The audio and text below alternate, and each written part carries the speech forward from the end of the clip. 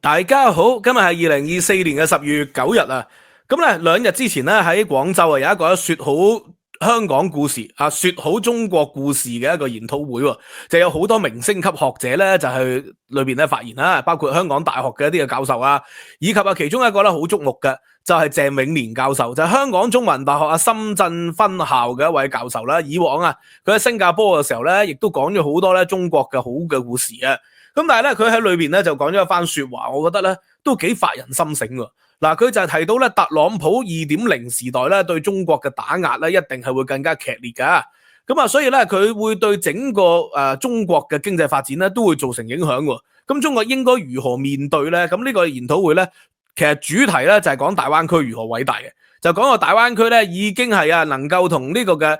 東京灣啦，以及美國嘅灣區咧係相提並論嘅啦，咁佢主要係講呢個故事。咁但係咧，鄭永年教授一向都係說好中國故事嘅人嚟噶嘛，佢要面對住中美競爭相信咧方法係比困難多嘅。佢提出咗3個唔好低估啊，第一，唔好低估特朗普做總統對世界貿易體系嘅破壞唔好低估咧全球資本再造全球化嘅能力，唔好低估中國單邊開放政策重塑世界嘅能力。咁佢嘅意思係咩咧？就係特朗普上台，雖然對中國係會打壓嘅咁會對中國加徵10%至到60%嘅關稅，一定係會影響到中國個經濟噶啦。但係同時間，特朗普亦都對墨西哥同埋加拿大咧係徵收25%嘅關稅。咁咧佢嘅意思就話喂，特朗普就會對世界貿易咧就有破壞啦。咁有破就有立啦，所以中國就可以喺呢個時候拉攏墨西哥同埋加拿大。以及歐洲甚至乎英國工黨執政下可能咧將呢啲國家咧變成一帶一路國家喎。就算做唔到一帶一路國家，都可以變成中國嘅一個經濟上嘅伙伴啦。咁更進一步嘅就係咪可以中國喺嗰度建立成為盟友咧？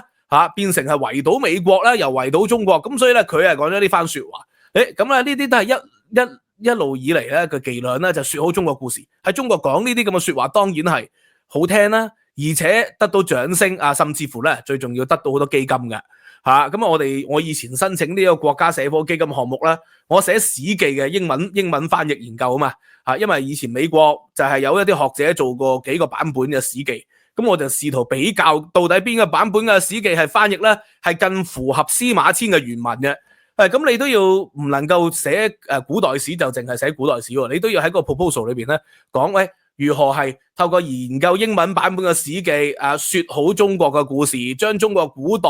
三皇五帝春秋戰國諸子百家嘅故事咧，係讓更多西方嘅讀者了解我哋中華文明咧，原來有咁多燦爛寶貴嘅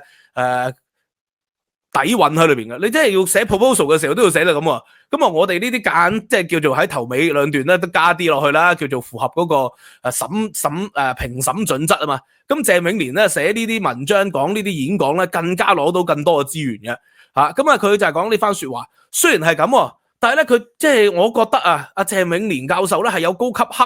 低級紅喎。因為咧佢北風一轉咧，就本來係繼續講中國有幾多機遇啦，係咪可唔可以反圍到翻美國啦？但係佢就話啦，中國必須要樂觀，亦都有理由樂觀嘅，因為中國有海洋經濟啦、大陸經濟啦、空中經濟啦、數字經濟啦、虛擬經濟啦，都有非常大嘅潛力。我記得我以前細個咧打籃球嘅時期咧，嗰個教練都話你對呢個射3分、搶籃板球、射罰球同埋呢個嘅背身控球咧都有潛力嘅。有潛力嘅咩意思？即係未發掘到呢啲能力出嚟，係可以有 potential， 但係未發掘到。當然呢啲係事實。咁但係中國你話大陸嘅經濟、空中經濟、數字經濟的確咧，數字經濟咧同空中經濟咧係比起西方國家咧係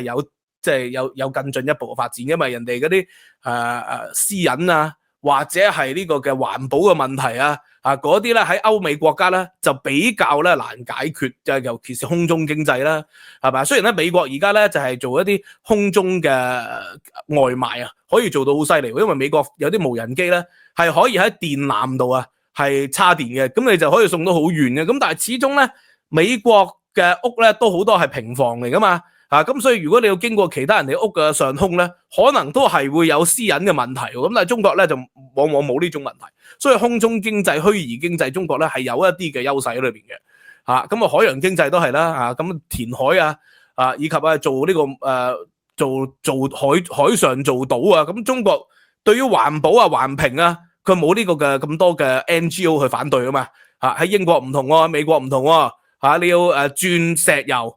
要搞天然氣，分分鐘咧有無數人真係反對你喎，咁所以呢個中國的確係有一啲，咁但係咧呢度話風一轉咧，佢就先講一啲好嘅說話，先揚然後後抑。中國咧同時都要意識到發展而家面臨嘅問題同我呢兩日咧就提到嘅一啲嘅經濟學者提到中國咧，話而家有一個好嚴重嘅問題就係咩？就係生氣勃勃嘅老年人，咧佢哋享受咗改革開放帶嚟嘅好處，咁揾到一啲錢，累積嘅財富，攞咗唔錯嘅退休金，但係咧係有呢個嘅死氣沉沉嘅年輕人覺得冇前途，上流唔到，所以故意躺平，不婚不育，不拍拖，不戀愛。咁然後咧仲有呢個嘅咩生無可戀嘅中年人，咁有啲人就話全世界都有咁嘅結構噶啦，係咪啊？喺戰後嬰兒潮嗰啲人梗係獲得好大好處啦。咁但係然後咧呢個嘅80、90後咧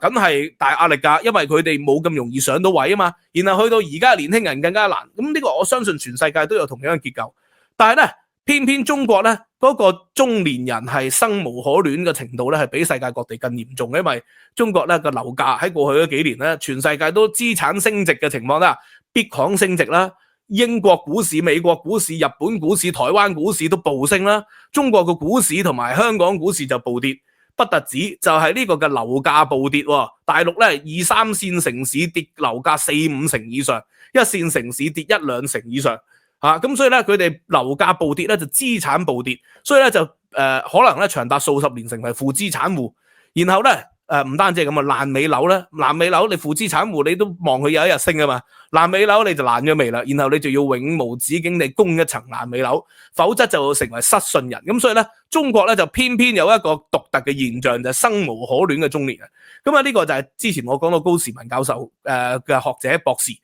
清華大學嘅博士嘅研究啦。咁但係而家咧呢個嘅鄭永年教授咧，佢又講咗另外一番說話喎。佢就話咧，中國面臨嘅問題咧，第一，基礎建設要同經濟活動相匹配，過度建設就係浪費資源啦。咦，過去嗰10幾年應該咁講，自從呢個08年金融海嘯之後，中國就透過用過度建設呢個叫創造性需求。創造性需求咧就本來呢個世界冇嗰樣需求嘅，佢就創造咗一啲嘢出嚟，譬如話本來有一啲嘅3、4線城市根本係冇人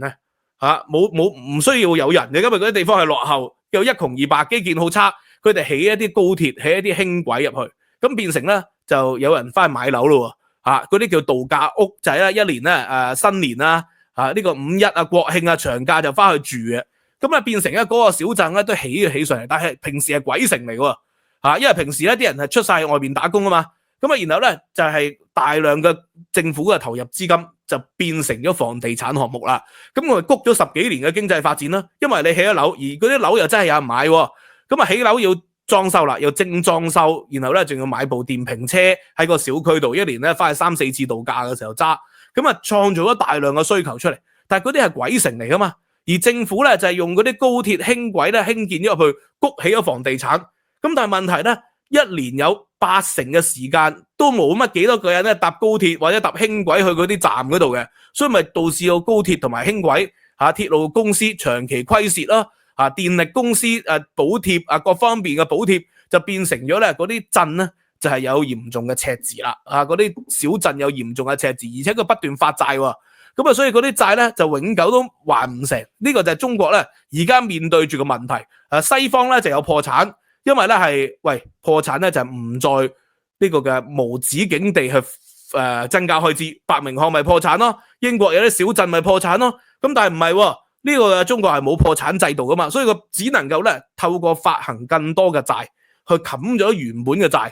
咁所以咧美國嘅債務係犀利，但係美國嘅債務咧係可見到嘅債務，中國嘅債務係地方債為主，而地方債咧係不能夠預見嘅，因為佢哋可以唔公布噶嘛，係國家機密嚟噶嘛。咁所以鄭永年教授就提到啦，中國而家咧就係最大問題係咩？就係發展嘅基建咧冇匹配，過度嘅建設就係浪費。第二啦，要拓展增量嘅經濟，就係走出內卷嘅重點啊。而增量嘅經濟係未來要靠科技嘅。咁呢個我哋大家知道啦，靠科技。咁但係咧對技術過度嘅監管咧，過去中國咧喺習近平時代就係對技術有過度嘅監管。點解中國而家嘅技術發展得咁犀利？就係因為以前咧80、90年代咧就冇乜監管，呢個第一，所以咧就山寨咗好多人哋技術翻嚟啦。第二咧就係歐美咧對中國嘅學者、對中國嘅研究機構咧都冇乜監管，結果咧喺西方咧就用千人計劃遷咗好多技術翻嚟中國啦。第一就自己山寨咗人哋，第二就喺人哋國家第一流嘅技術，咁再加上有一啲係留洋嘅學者喺改革開放時期係讀書，然後咧就翻去中國度建設，咁呢個就中國科技一日千里，喺呢個嘅習近平咧前期以及咧以往嘅胡溫嘅時代咧就發展得最犀利。但係問題去到習近平嘅中期，就19大以後咧就暴力監管喎，暴力監管咧變成咗好多科技嘅巨頭咧都冇咗呢個嘅動力去創新，因為你創新一樣嘢出嚟，好似螞蟻金服咁樣好似好多 P2P 嘅產業咁樣你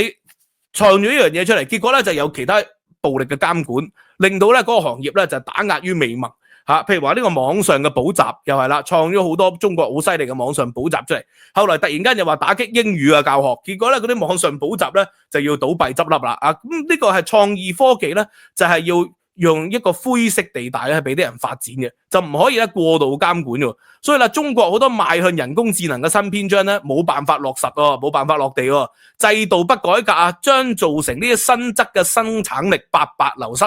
咁而咧而家佢都承認中國係有嚴重內卷喎，內卷咧就係清朝咧中國嘅問題啦。GDP 有增長，當時叫 GNP 但係咧實質人民嘅生活並冇改善。好似呢幾年咧，中國嘅 GDP 好似每年都幾亮麗有3、4、5% 嘅增長，比起世界咧好多發達國家講緊0點幾嘅增長咧，中國係好似高速嘅增長嘅。咁但係咧大部分中國人你訪問佢哋咧佢哋話覺得生無可戀嘅喎，中年人死氣沉沉嘅年輕人喎。可能老年人覺得自己生活有進步，但係大部分中國人覺得自己生活似乎呢幾年咧，你問心一句，疫情前你覺得舒適啲啊，還是而家覺得舒適啲咧？咁大部分中國人咧都有自己嘅答案嘅，咁所以鄭永年教授都話係內卷喎，內卷就係有增長而冇進步咯，即係好似增長咗，咁但係咧你嘅生活係更加痛苦。清朝就係咁嘅，隨住人口嘅增加，清朝咧個經濟體系咧係全世界第一嘅。但係啲人咧生活好似困苦咗，所以出現咗白蓮教之亂啦、太平天國之亂啦，後來嘅念軍小都會、天地會不斷咁樣起義，最後咧就係變成咗辛亥革命啦。呢個就係清朝咧有增長而冇發展、冇改善到生活嘅一個根本原因。咁佢話中國而家都係內卷嘅，其中內卷嘅原因就係咩？對技術過度嘅監管啊。咁另外一個咧就係香港大學嘅學者啦，叫做李成都係大陸學者嚟嘅，紐約就話咧特朗普第2次當選嘅悖論咧，佢就話咧特朗普可能係世上最偉大嘅總統，但係亦都可能係最糟糕嘅總統喎。同時帶給咧美國社會嘅恐懼同埋希望，加劇咗美國經濟嘅強勁又脆弱嘅悖論啊。咁即係睇下咩人啊？咁有啲左派嗰啲覺得佢係最糟糕啦，即係有啲叫做基要派又或者係一啲叫做民粹派右派極右派覺得佢係最偉大啦。咁所以咧佢就係導致到美國嘅社會咧越嚟越 tension 張力咁國際社會都係喎，佢認為敍利亞嘅問題唔係美國嘅問題啦，烏克蘭嘅問題唔係美國嘅問題，台灣嘅問題唔係美國嘅問題，集中咧要處理翻美國國內嘅問題。咁所以有啲人認為佢係最偉大，亦都最糟糕。咁但係咧問題就係對於中國佢會造成咩影響咧？李成又話咧特朗普咧提出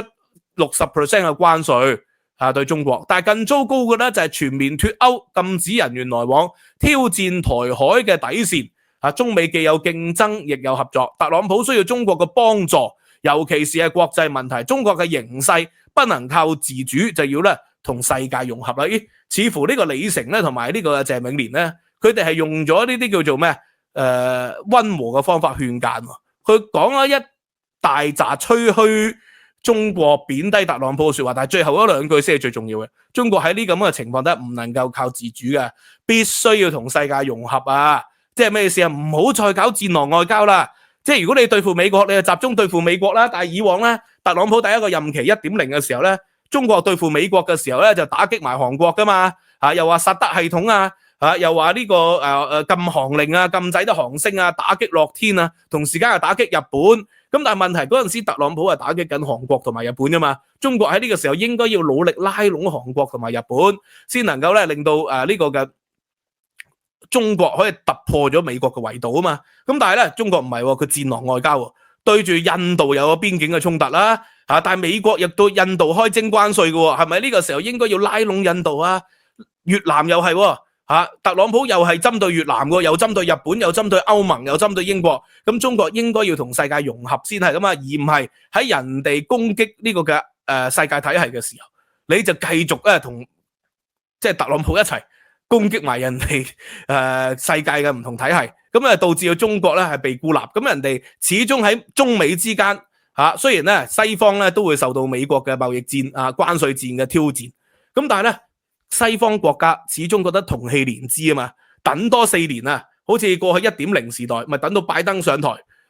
歐洲咪同呢個嘅美國和解咯，呢個嘅墨西哥加拿大咪同美國友好咯，咁所以咧西方國家始終咧都會咧係靠攏美國嘅，但係中國就唔同喎，中國喺呢個時候咧，你又戰狼外交咧又唔得，咁所以李成同謝永年咧都係呼籲中國咧應該走出戰狼外交嘅，唔好再重蹈覆轍，好似以往咁樣左右開弓四面樹敵，左右開弓四面樹敵即係今天普京嘅下場係點樣啦？敘利亞巴沙爾嘅下場係如何啊？當日卡達菲佢下場係如何咧？咁呢個咧都係有前車之鑑嘅，所以咧以往咧明朝嘅時期未上台就係叫做廣積糧就換稱王，呢個就係王道嚟噶嘛。咁反而咧由朝到黑講自己咩中國故事不斷講大國崛起大國勃起什麼咧？咁其實呢啲係打嘴炮嘅嘢嚟嘅啫，所以鄧小平都有智慧嘅，江澤民都有智慧嘅。鄧小平就話要韜光養晦，江澤民就話要悶聲發大財。你幾唔同意都好啦，喺佢哋個年代底下咧，中國嘅發展係迅速噶嘛，但係呢幾年咧，即係中國嘅發展好似有增長係有，但係發展又真係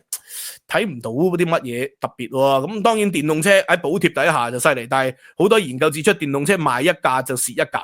電動車係打敗咗日本打敗日產，打敗豐田打敗歐洲嘅品牌，打死人哋，但係買一架蝕一架，咁呢啲都係七傷拳嚟。咁但係呢個唔係今日重點講啦，今日重點講就係呢兩位國師對中國嘅一個勸諫我認為係咁所以都值得大家參考啦。Anyway， 今日就講到呢度啦，希望大家 like、subscribe、share。收費平台 Patreon 咧就有獨家嘅課堂咁希望大家去 join 啦，15蚊美元一個月，用年費訂閱咧就有 discount 添。咁知識有價，15蚊美元一個月咧就可以無限重溫翻以往嘅一啲嘅題目嘅。咁多謝大家支持，未 upgrade plan 嘅朋友可以考慮 upgrade 啦。多謝，拜拜。